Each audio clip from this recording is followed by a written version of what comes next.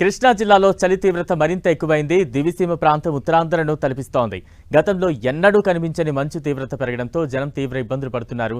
దట్టమైన పొగమంచుతో అవనిగడ్డ ప్రాంతం మంచు దుప్పటి కప్పినట్లు కనిపిస్తోంది. రోడ్లపై పొగమంచుతో ఎదురుగా వస్తున్న వాహనాలు కనిపించక వాహనదారులు ఇబ్బందులు పడుతున్నారు.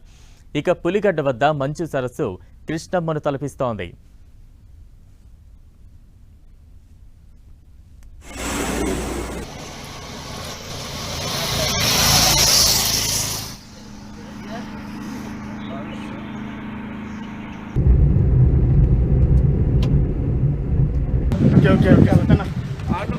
अभी रिटर्न फोटो